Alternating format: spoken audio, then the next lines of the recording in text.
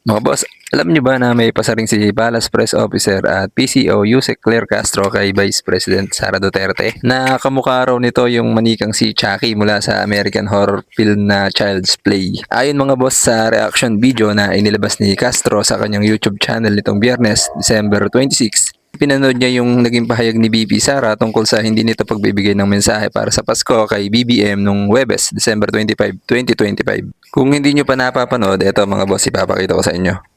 Mga boss, sabay-sabay natin panoorin yung pahayag ni Ante Claire. Tingnan niyo yung mukha niya mga ka-clear. Kung may message daw ba kay PBBM, tingnan niyo yung mukha niya mga ka-clear.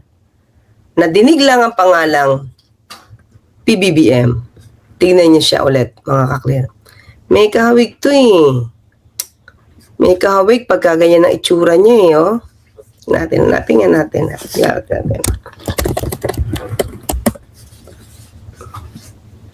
Wait. Pag galit na galit eh. Ayoko na ipakita. Pinakita ko na sa inyo dati ito eh.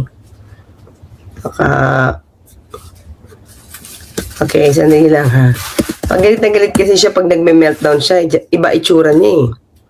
Diba? Tingnan natin. Okay, wait lang. Hanap lang ako.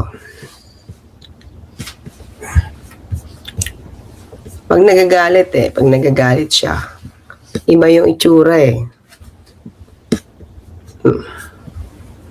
Saan na ba yan? Wait lang mga clear ha.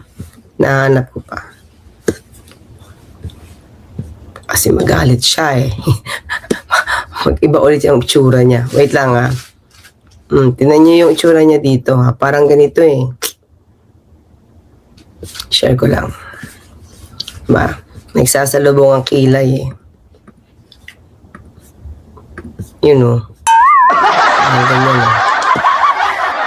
Etong si Ante Claire masyado palang mapanlait parang mas kamukha pa nga niya si Chucky. Anyway, balik tayo.